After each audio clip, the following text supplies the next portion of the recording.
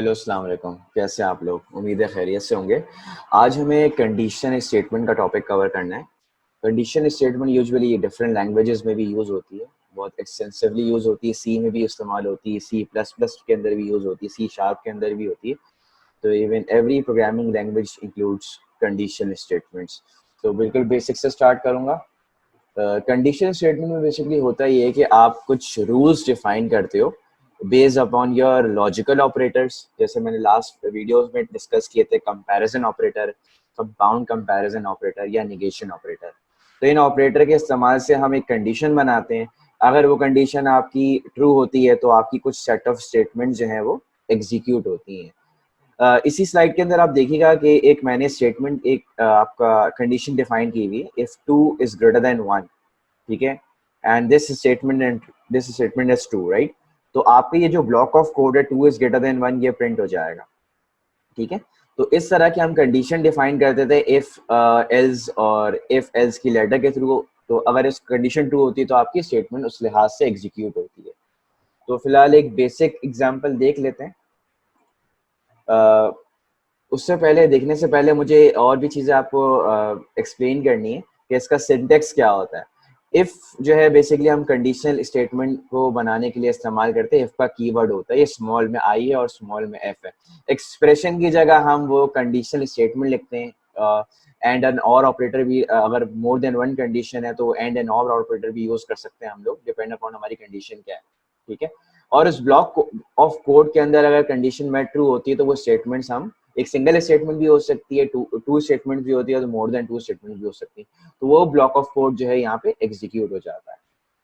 तो for example यहाँ पे आप देखिएगा लेफ्ट वाले कोड पे कि उसने लेट टेस्ट का एक वेरिएबल डिक्लेयर किया हुआ है जिसकी वैल्यू इन्होंने 5 असाइन की हुई है। अगर आपका टेस्ट जो है वो लेस देन 10 है, टेस्ट की वैल्यू, तो आपका ये वाला कोड जो है, जो आपके इफ स्टेटमेंट के अंदर ब्लॉक ऑफ कोड के अंदर डिफाइन है, ये एग्जीक्यूट हो जाएगा। ठीक है, और उसके ब्लॉक ऑफ कोड के बाद जो नीचे स्टेटमेंट डिफाइन होंगे वो भी एग्जीक्यूट हो जाएंगे क्योंकि वो इफ के ब्लॉक के बाहर है। अब राइट पे देखिएगा, आपने टेस्ट की वैल्यू 5 अपने असाइन की हुई है, लेकिन आपकी कंडीशन फॉल्स हो गई क्योंकि टेस्ट जो 5 है वो ग्रेटर देन 10 नहीं है। तो वो पूरे इफ के ब्लॉक को स्किप करके वो नीचे मूव हो जाएगा जहाँ पे नीचे स्टेटमेंट लिखी हुई है। तो डिपेंड करता है, अगर आपकी कंडीशन ट्रू हुई तो वो इफ का ब्लॉक एग्जीक्यूट करने का, वरना वो इफ के ब्लॉक को स्किप करके चले जाएगा। तो इसी तरह मैं बेहतरीन तरीके से इसको इस तरह समझा दूं कि कोड के थ्रू हम इसको समझने की कोशिश करते हैं। तो मैंने जो टॉपिक स्टार्ट करना है वो बेसिकली अपना इफ कंडीशनल स्टेटमेंट्स का करना है, जिसमें हम इफ एल्स स्टेटमेंट देखते हैं। तो ये बेसिकली जो टॉपिक है वो कंडीशनल स्टेटमेंट्स का है। तो पहले ही हम लोग केस देखते हैं अपना, केस नंबर 1 कंडीशनल स्टेटमेंट का, जो कि इफ का केस है। ठीक है, ये केस नंबर 1 आप लोगों से मैं डिस्कस कर रहा हूँ। हम 2 एग्जाम्पल लेके चलेंगे। हम इसी एग्जाम्पल को डिस्कस कर लेते हैं, जो कि बहुत सिंप्लीफाइड एग्जाम्पल है। कि मैंने फॉर एग्जांपल यहाँ पे इफ लिया, इफ 2 इज ग्रेटर देन 1। ये मेरा सिंटेक्स है इफ का। अगर ये मेरी कंडीशन ट्रू हुई तो मेरी ये प्रिंट की स्टेटमेंट जो है 2 इज ग्रेटर देन 1, ये मेरी एग्जीक्यूट हो जाएगी। ठीक है, और यहाँ पे मैं फॉर एग्जांपल कोई स्टेटमेंट डिफाइन कर देता हूँ, ये सम स्टेटमेंट्स, कि ये इफ के ब्लॉक के बाहर है तो ये भी आपका एग्जीक्यूट हो जाएगा। देखिए स्टेटमेंट मेरी ट्रू है तो इफ के ब्लॉक का कोड जो है वो एग्जीक्यूट हो रहा है, और मेरी सम स्टेटमेंट भी जो इफ के ब्लॉक के बाहर है वो भी हर केस के अंदर ये ट्रू होगी। लेकिन फॉर एग्जांपल अगर मैं कंडीशन को रिवर्स कर देता हूँ विच इज फॉल्स, तो आपका ये वाला ब्लॉक जो है वो स्किप हो जाएगा, कभी भी एग्जीक्यूट नहीं होगा। तो आपकी ये वाली स्टेटमेंट जो है वो प्रिंट हो रही है। तो ये cap it can never be execute, देखिए यहाँ वार्निंग भी आ रही है क्योंकि आपकी कंडीशन ये बेसिकली फॉल्स है। इसी तरह एक और कॉम्प्रिहेंसिव केस देख लेते हैं इसका, फिर हम आगे बढ़ते हैं। फॉर एग्जाम्पल कि अगर मैंने जो है वो छोटा सा केस लिया एक,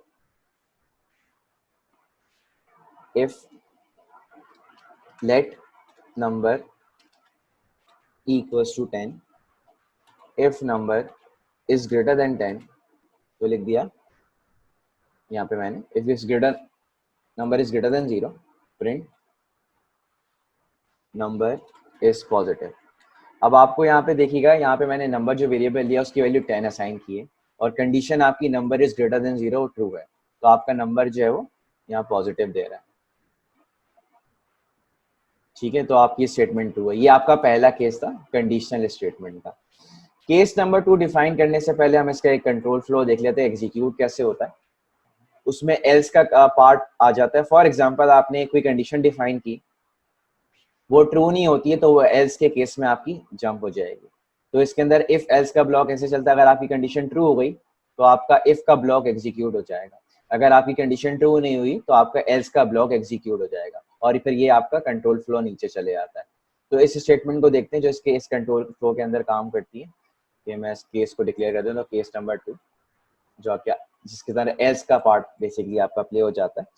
कि फॉर एग्जांपल आप लोगों ने मैथ्स के अंदर बहुत सारे ऑपरेटर पढ़े होंगे। एक तो सिंपल मैं ऑपरेटर को डिस्कस कर लेता हूँ पहले। कि आपने ये ऑपरेटर पढ़ा होगा कि अगर मैं 16 डिवाइड बाई 2 करूँ तो मेरा आंसर जो वो बेसिकली यहाँ पे आपका 8 देगा। ठीक है, फॉर एग्जांपल अगर मैं यहाँ पे प्रिंट करूँ 15 डिवाइड बाय 6, ठीक है, फॉर एग्जांपल मैंने ये किया तो इंटीग्रल वैल्यू इसकी आपकी जो है वो 2 मिलेगी। ठीक है, लेकिन अगर मुझे ये बेसिकली जो दे रहा होता है वो क्वोशिएंट दे रहा होता है, वो भी इंटीजर वैल्यू के अंदर, दिस आल्सो प्रोवाइड क्वोशिएंट। जो आपके डिवाइस जो आपका डिवाइड करता है वो क्वोशिएंट प्रोवाइड कर रहा होता है। लेकिन अगर मुझे इसका रिमाइंडर चाहिए, फॉर रिमाइंडर, तो हम बेसिकली उसका जो है वो मॉड्यूलस ऑपरेटर यूज करते हैं। ये बेसिकली नई चीज है स्विफ्ट के अंदर। अगर सेम स्टेटमेंट लिखूं लेकिन ऑपरेटर चेंज कर दूं, तो इसका अगर मैं मॉड्यूलस ऑपरेटर यहाँ दे दूं तो उसका रिमाइंडर क्या होगा, क्योंकि 12 2 से डिविजिबल है, 6 से डिविजिबल है, सॉरी। तो इसका जो ऑपरेटर होगा वो, अगर मॉड्यूलस ऑपरेटर लगाऊंगा यहाँ पे, तो मेरा रिजल्टेंट रिमाइंडर क्या आएगा, विच इज 3। अगर मैं मॉड्यूलस 6 किया तो इसका रिजल्ट मेरा 3 आएगा। तो आपको जो रिमाइंडर आएगा वो यहाँ पे 3 आएगा, क्योंकि 3 रिमेन बच जाएगा, क्योंकि 12 जो है वो डिविजिबल है लास्ट वैल्यू, उसके बाद 3 एक्स्ट्रा, तो ये रिमाइंडर आपका बच गया। इसी तरह अगर मैं इसको मॉड्यूलस से रिप्लेस कर दूं, तो आप इसका मॉड्यूलस क्योंकि डिविजिबल है 2 से 16, तो आप इसका रिमाइंडर जो है वो टॉप पे 0 आना चाहिए। ठीक है, तो आपका जो ये आपका मॉड्यूलस ऑपरेटर दे रहा होता है वो बेसिकली रिमाइंडर दे रहा होता है। तो ये आपके लिए नई चीज़ है, जो लोग प्रोग्रामिंग नहीं करते, तो ये मॉड्यूलस ऑपरेटर होता है जो रिमाइंडर आपको प्रोवाइड कर रहा होता है। और जिस तरह ये डिवीजन का साइन ही आपको क्वोशिएंट प्रोवाइड कर रहा होता है। तो इसी की बेसिस को समझाने का मकसद बेसिकली ये था कि आपको मॉड्यूलस ऑपरेटर भी इंट्रोड्यूस करवाना था और एक एग्जाम्पल भी फॉलो करवानी थी। अब आपको पता है कि जितने भी इवन नंबर होते हैं वो आपके 2 से डिविजिबल होते हैं। ठीक है, और आपके जो ऑड नंबर होते हैं वो नॉट डिविजिबल बाय 2 होता है। ठीक है, अगर इस केस को मुझे डील करना हो कि मैं चाह रहा हूँ अगर मेरी कंडीशन ट्रू हो तो वो दे मुझे इवन नंबर। ठीक है, अगर मेरी कंडीशन फॉल्स हो तो वो ऑड नंबर दे दे। जाहिर सी बात है, अगर अगर मेरा नंबर इवन नहीं होगा तो वो ऑड होगा। तो यहाँ पे फॉर एग्जांपल में अगर मैं केस डिफाइन करूँ, लेट नंबर दिया और लेट नंबर मैंने इसको 7 दे दिया यहाँ पे। ठीक है, अब मैं यहाँ पे डिफाइन करने वाला हूँ कि कंडीशन अपनी कि इफ नंबर का अगर मेरा मॉड्यूलस जो है वो अगर 0 आए, अगर 2 से डिविजिबल आए, ठीक है, इसका मतलब कि it is divisible by 2। Condition आपकी ये बोली कि अगर रिमाइंडर उसका जो है वो 0 होगा तो इसका मतलब वो 2 से डिविजिबल है। तो प्रिंट करें कि it is an even number. ठीक है, अगर आपकी कंडीशन फॉल्स होती है, आपका इफ का ब्लॉक जो है वो एग्जीक्यूशन उसकी फेल हो जाएगी, तो वो एल्स पे जंप करेगा। तो जब आपका इफ का ब्लॉक एग्जीक्यूट फेल होती है तो वो एल्स पे जंप कर रहा होता है। यूजुअली कंट्रोल फ्लो इस तरह काम कर रहा होता है। तो अगर नंबर इवन नहीं है तो जाहिर सी बात है इट्स एन ऑड नंबर, ये प्रिंट हो जाए। तो देखें जरा गौर से 7 मॉड्यूलस 2 जो है, अगर मैं 7 मॉड्यूलस यहाँ पे 2 करूँ तो 7 मॉड्यूलस 2 बेसिकली मुझे वो आंसर इसका जो है वो 1 देगा, क्योंकि 6 डिविजिबल होता है, 7 नहीं होता। तो इसका जो रिमाइंडर है वो बेसिकली 1 के बराबर है। तो ये यहाँ पे ये वाली स्टेटमेंट मेरी फॉल्स हो जाएगी, तो यहाँ पे ऑड नंबर पे मूव करेगा। तो आपका नो हो गया, कंडीशन ट्रू नहीं है, तो आपकी ये वाली स्टेटमेंट रहेगी, एल्स वाली स्टेटमेंट आपकी एग्जीक्यूट हुई। तो अगर मैं प्रिंट करूंगा यहाँ पे, तो देखिएगा यहाँ पे इट्स एन ऑड नंबर दे रहा है, इवन नंबर नहीं दे रहा। इसका मतलब ये वाली एग्जीक्यूशन मेरी फेल हुई, उसने एल्स पे जंप किया। ठीक है, अगर एल्स के बाहर कोई स्टेटमेंट सम स्टेटमेंट डिफाइन हुई तो वो भी आपकी एग्जीक्यूट हो जाएगी। सम स्टेटमेंट्स ये हर केस के अंदर होगा, भले स्टेटमेंट ट्रू हो या ना हो, क्योंकि इसका ना तो एल्स में डिफाइन है ना इफ पे डिफाइन है, ये नीचे कहीं डिफाइन है, तो ये तो हर हाल में एग्जीक्यूट होगा, क्योंकि ना एल्स के ब्लॉक के अंदर है ना इफ के ब्लॉक के अंदर, तो नीचे स्टेटमेंट ये हमेशा एग्जीक्यूट होगी। फॉर एग्जाम्पल मैं इसका केस डिफरेंट कर देता हूँ, 10 कर देता हूँ। अब 10 डिविजिबल बाय 2 होता है उसका रिमाइंडर जाहिर सी बात है डिविजिबल है, तो रिमाइंडर 0 होगा, तो आपकी ये स्टेटमेंट ट्रू हो जाएगी। तो अगर मैं प्रिंट कराऊं तो इट्स एन इवन नंबर दे रहा है और ये मेरी स्टेटमेंट में एग्जीक्यूट हो रही है। क्यों? क्योंकि मेरी ये स्टेटमेंट ट्रू है। तो एल्स का वो स्किप कर देगा पार्ट, इफ वाला पार्ट एग्जीक्यूट हो जाएगा, क्योंकि आपकी इफ वाली कंडीशन ट्रू हो गई। तो बेसिकली वो आपकी कंडीशन ट्रू हुई, आपका जो कंट्रोल फ्लो इधर पहुंचा, इधर से फिर वो एंड पे चला गया। ये वाला पाथ इसने फॉलो नहीं किया एल्स वाला, तो ये यस वाले पाथ पे चला गया। तो इस तरह की पिक्टोरियल रिप्रेजेंटेशन कंट्रोल फ्लो की काफी आपको हेल्प आउट करती है, लॉजिक किस तरह अप्लाई हुई है। तो ये एक केस था आपका मॉड्यूलस ऑपरेटर का। अच्छा, अब तीसरा केस देखते हैं, केस नंबर 3, जो मुझे बहुत इंपॉर्टेंट डिस्कस करना है, इफ एल्स लेडर केस, जो आपको इफ एल्स लेडर केस बोलते हैं इसको, इफ एल्स लेडर केस। ठीक है, तो एक इसकी सिंपल एग्जांपल देखते हैं इसकी। कि फॉर एग्जांपल लेट मैंने नंबर डिक्लेयर किया विच इज 5, और यहाँ पे मैंने इफ नंबर की वैल्यू अगर ग्रेटर देन 0 है तो एग्जीक्यूट करें कि नंबर इज पॉजिटिव। ठीक है, अगर नंबर पॉजिटिव नहीं हुआ जाहिर सी बात है तो फिर वो क्या होगा, else print number is negative. अगर नंबर पॉजिटिव नहीं हुआ, number is negative if number is less then 0। Less than 0 क्योंकि 0 इटसेल्फ भी जो है वो उसका कोई साइन नहीं होता, तो नंबर लेस देन 0 होगा तो आपका नंबर इज नेगेटिव होगा। अगर ना नंबर पॉजिटिव है ना नेगेटिव है तो जाहिर सी बात है वो नंबर क्या होगा, जिसका साइन नहीं होता वो नंबर इज 0। ये भी तो हो सकता है क्योंकि ना नेगेटिव है ना पॉजिटिव। अब देखिए यहाँ पे इफ एल्स के लेडर केसेस बने हुए हैं। इसका कंट्रोल फ्लो बेसिकली कुछ इस तरह है कि आपने पहली स्टेटमेंट देखी कि अगर मेरी स्टेटमेंट पहली वाली ट्रू हो जाती, नंबर इज ग्रेटर देन 0, तो आपकी स्टेटमेंट 1 एग्जीक्यूट होके आपका कोड एग्जीक्यूशन पे खत्म हो जाएगा। ये भी स्किप कर देगा वो, ये भी स्किप कर देगा। ठीक है, फॉर एग्जाम्पल मैं नंबर को नेगेटिव बना देता हूँ, -5 कर देता हूँ। ठीक है, तो उसने ये फर्स्ट वाली स्टेटमेंट आपकी फॉल्स हो गई तो वो सेकंड पे जंप करेगा। तो अगर मैं इसको प्ले करूं तो number is negative, number is negative, ये वाली स्टेटमेंट फर्स्ट वाली फॉल्स हो गई तो उसने सेकंड स्टेटमेंट पे मूव हुआ, ये वाली स्टेटमेंट। तो उसने देखा स्टेटमेंट मेरी वाली ट्रू है, तो स्टेटमेंट यहाँ पे आपकी एग्जीक्यूशन खत्म हो गई। फॉर एग्जाम्पल ये भी फॉल्स कर देते हैं, ये भी फॉल्स कर देते हैं, वो तीसरी पे जंप करेगा, इस वाली पे, तीसरी थर्ड पे। तो थर्ड पे जंप किया तो थर्ड स्टेटमेंट आपकी 0 वाली ट्रू हो गई, एल्स वाली लास्ट। तो देखिए नंबर है 0 दे रहा, यहाँ पे स्टेटमेंट आपका ब्लॉक ऑफ कोड खत्म हो गया। तो ये आपका जो एल्स इफ लेडर होती है उसमें एल्स सबसे एंड में आता है। अगर आपका कोई भी केस एल्स इफ में या इफ में एग्जीक्यूट नहीं होता तो एंड में हम लोग एल्स एग्जीक्यूट करवाते, तो नंबर है 0 दे रहा है। अगर यहाँ नंबर पॉजिटिव कर दूं, नंबर मैंने इक्वल टू 10 कर दिया, तो सिर्फ फर्स्ट वाली स्टेटमेंट आपकी एग्जीक्यूट होगी, ये इसको भी इग्नोर करेगा, ये इसको भी इग्नोर कर देगा, क्योंकि पहली आपकी स्टेटमेंट यहाँ पे ट्रू हो चुकी है। ये भी स्किप हो गई और ये भी स्टेट हो गई। पहली वाली ट्रू हो गई तो स्टेटमेंट मैंने एग्जीक्यूट करके रेस्ट ऑफ कोड पे नीचे चला जाएगा आपका एग्जीक्यूशन। अगर ये फॉल्स है तो इधर जाएगा, अगर ये ट्रू हो जाती है। अगर ये भी फॉल्स हो गई तो एंड ऑप्शन उसके पास बचता है कि एल्स पे चलेगा। ठीक है, इसको और मजीद में इलेबोरेट करते हुए थोड़ी हम लोग बेसिकली सेकंड एग्जांपल कर लेते हैं अपनी केस नंबर 3 की, तो बेहतर तरीके से बात समझ आ जाएगी। फॉर एग्जाम्पल कि मैंने जो है यहाँ पे एक वेरिएबल लिया लेट आवर ऑफ डे का, आवर ऑफ डे होता है ना यूजुअली हम लोग यहाँ पे, इसको मैंने 12 डिफाइन कर दिया। ठीक है, लेट टाइम ऑफ डे दिया मैंने यहाँ पे, और इसको मैंने इस स्टेटमेंट्स को एम्प्टी स्ट्रिंग दे दी। ठीक है, इफ आवर ऑफ डे अगर मेरा जो है वो लेस देन 6 है, 6 बजे से कम का टाइम है मेरे पास, तो टाइम ऑफ डे के अंदर वो सेव करा दे अर्ली मॉर्निंग। अगर 0 है, इसको थोड़ा सा मुझे चेंज नेगेटिव में ना चले जाए, if hour of day is greater than equal to 0 and, क्योंकि ये होना जरूरी नहीं है, नेगेटिव में भी वो यूजर इनपुट कर सकता है, तो इस बाउंड्री कंडीशन का भी ख्याल करना पड़ता है। तो मैंने number is greater than equal to 0 and number is less than 6, तो ये मैंने दे दिया एज इफ। ठीक है, ये मैंने वार कर दिया क्योंकि वो ये स्टेटमेंट चेंज हो रही है, इस वजह से वो एरर दे रहा है, क्योंकि ये अब चेंज करेंगे तो जाहिर सी बात है इसको मुझे वार लेना पड़ेगा। अब उसके बाद मैंने दूसरी statement the left time of day, अगर मेरा जो है वो मेरा आवर ऑफ डे जो है वो होता है लेस देन 12, मतलब मेरा 6 से 6 है या 6 या 12 से छोटा है, तो मेरा टाइम ऑफ डे हो जाएगा यहाँ पे मॉर्निंग, क्योंकि 11 बजे का टाइम 10 बजे का टाइम जो है आपका वो मॉर्निंग का होता है। अब इसी तरह फॉर एग्जांपल मैं मजीद केसेस बना लेता हूँ। अगर यहाँ 17 हुआ तो उसकी जगह हो जाएगा यहाँ पे आफ्टरनून, आफ्टरनून का टाइम जो है वो 3 बजे का होता है यूजुअली, या 2 बजे का होता है आपका, तो ये टाइम यहाँ पे आ जाएगा। ठीक है, अब आवर ऑफ डे अगर मेरा होता है 20, तो ये शाम का टाइम आपका ये इवनिंग का आ जाएगा।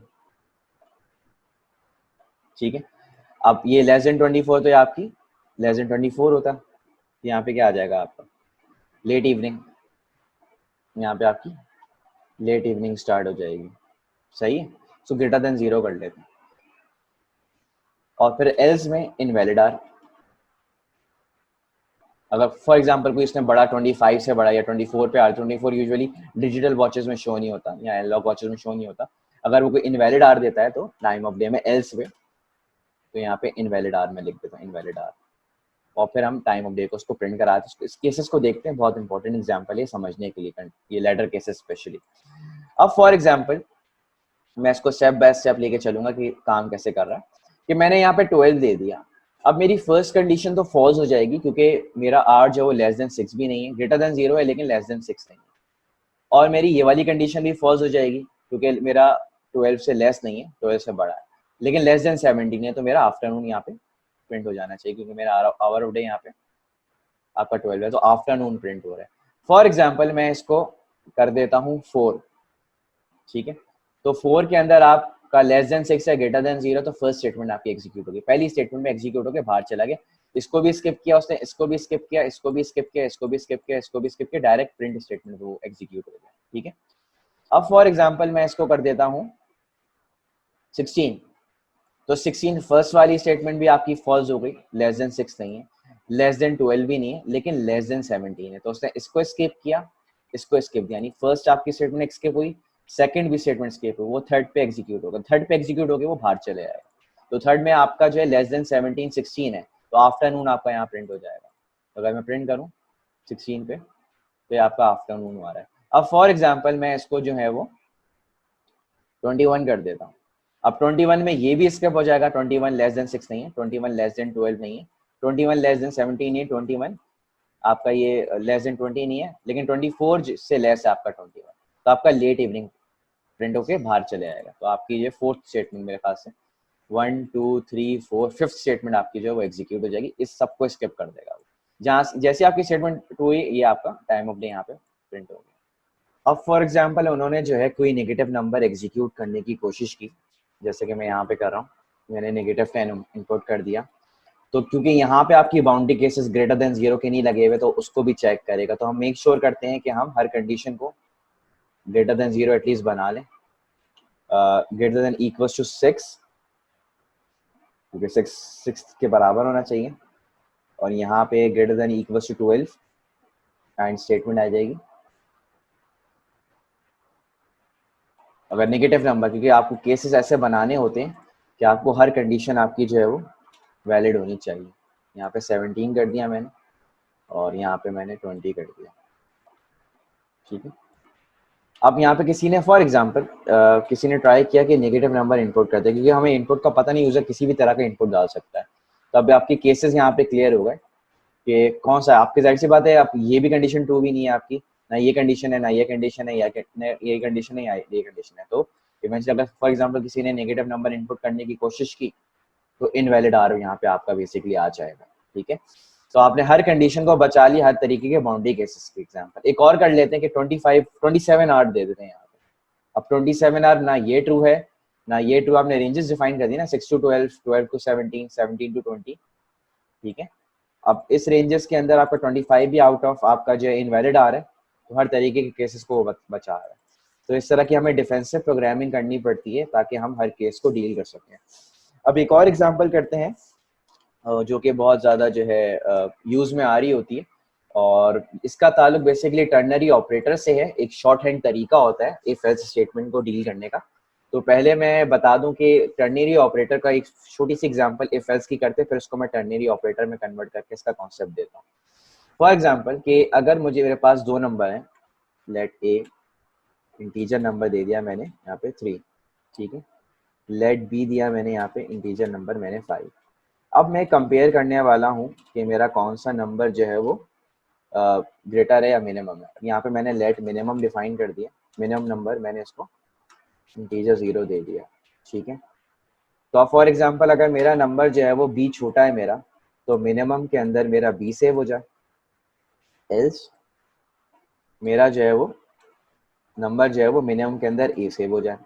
ठीक है। तो अगर मैं इसको प्रिंट कराऊंगा तो मुझे वार करना पड़ेगा इसको, क्योंकि मैं इसकी वैल्यू चेंज कर रहा हूँ। और यहाँ पे अगर मैं इसको प्ले करूँ तो मेरा जो नंबर है वो 3 मिनिमम नंबर है ए, तो ए के अंदर आपका मिनिमम सेव हो गया। अब यहाँ पे जरा देखिए ये काम आपका, फॉर एग्जांपल अगर सिंगल इफ के अंदर सिंगल कंडीशन है और एल्स के अंदर सिंगल स्टेटमेंट है, तो हम इसको शॉर्ट हैंड तरीके से भी इस सिचुएशन को डील कर सकते हैं। पहले ये एक्सप्लेन कर देता हूँ, हमने दो वेरिएबल्स दिए 3 और 5, और मैं ये डिटरमिन करने चाह रहा हूँ यहाँ पे कि मेरा मिनिमम नंबर जो है वो कौन सा है। तो कंडीशन लॉजिक इस तरह अप्लाई हुई कि अगर मेरा ए जो है वो ग्रेटर देन बी है, तो जाहिर सी बात है मेरा बी मिनिमम होगा। लेकिन अगर मेरा ए छोटा है बी से, तो वो एल्स पे जंप करेगा, तो वो ए को मिनिमम कर देगा। ठीक है।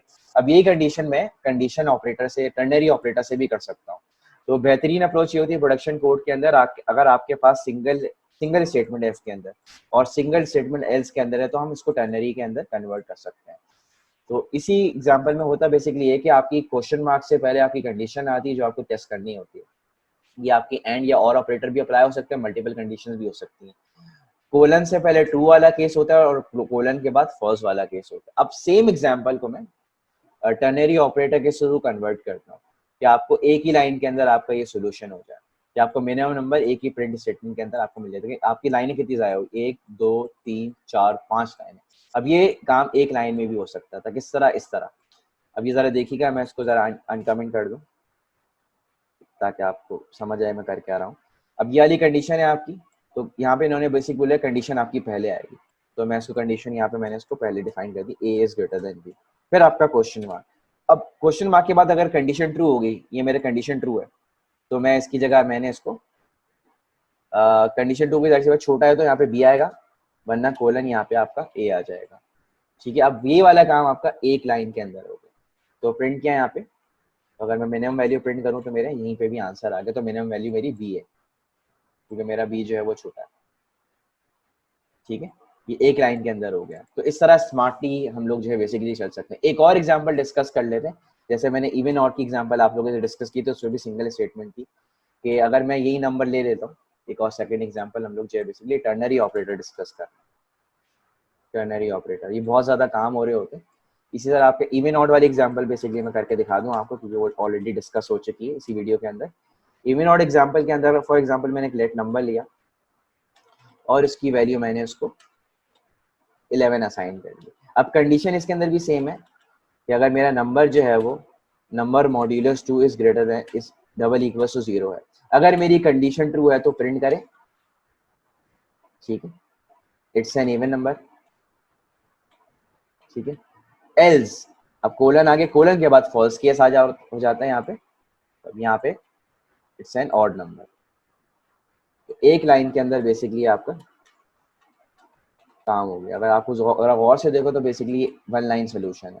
तो टर्नरी ऑपरेटर बहुत ज़्यादा कॉम्पैक्ट होता है, कंसाइज होता है, तो इस वजह से ये प्रोडक्शन कोड के अंदर इस कोशिश यही होती है कि अगर टर्नरी ऑपरेटर से हो रहा है तो टर्नरी ऑपरेटर से एग्जीक्यूट कर लेते हैं। तो आपका 11 है तो ट्रू केस तो एग्जीक्यूट नहीं होगा, आपका एल्स केस एग्जीक्यूट हो जाएगा। तो अगर मैं इसको प्रिंट करूँ तो 11 पे आपका ऑड वाली कंडीशन आपकी ट्रू हो जाएगी, इट्स एन ऑड नंबर। लेकिन अगर मैं ये नंबर चेंज कर देता हूँ, फॉर एग्जाम्पल मैं 12 कर देता हूँ, तो ये स्टेटमेंट ट्रू है, तो आपका कोलन से पहले ट्रू वाला केस एग्जीक्यूट होगा, तो इट्स एन इवन नंबर। ये सेम केस इस तरह भी हो सकता था, जैसे मैंने प्रीवियसली बताया कि आपने यूं किया, फिर आपने स्टेटमेंट के अंदर ये किया। तो बेहतर नहीं है कि आप इसको, यही चीज़ आप टर्नरी ऑपरेटर के थ्रू कर लें, आप लाइनें ज़ाया करें 1 2 3 4 5, सेम सोल्यूशन आपका एक लाइन के अंदर आपका आ गया। इस वजह से मुझे टर्नरी ऑपरेटर बहुत पसंद है, क्योंकि ये कंसाइज होते हैं और ये प्रेफरेबल है प्रोग्रामिंग प्रैक्टिस के अंदर। तो यहाँ तक थी आपकी कंडीशनल स्टेटमेंट्स की बात। जब हम स्विच स्टेटमेंट्स आगे की वीडियोस के अंदर डिस्कस करेंगे तो मैं इसको मजीद डिटेल में लेके चलूंगा, क्योंकि इसकी पावर बहुत इंपॉर्टेंट है डिस्कस करना। यहाँ तक था बेसिकली आज का लेक्चर। इसके साथ मैंने प्रैक्टिस क्वेश्चंस आप लोगों को कुछ दे दिए, या आप ट्राई करिएगा तो आपकी प्रैक्टिस स्ट्रॉन्ग होगी, क्योंकि प्रोग्रामिंग जो एक मैथ्स की तरह है, जितनी ज़्यादा आप प्रैक्टिस करेंगे उतना ज़्यादा जो है आपका वो स्किल इन्हांस होगा। तो ये क्वेश्चंस ट्राई करिएगा। अगर कुछ कॉन्सेप्ट्स आपको क्लियर नहीं है तो आप मेरी ईमेल पे भी मुझे रीच आउट कर सकते हैं, ये मेरी लिंक्डइन की आईडी है और ये मेरी फेसबुक की आईडी है, तो आप यहाँ पे रीच आउट कर सकते हैं। तो that's all for today, thank you.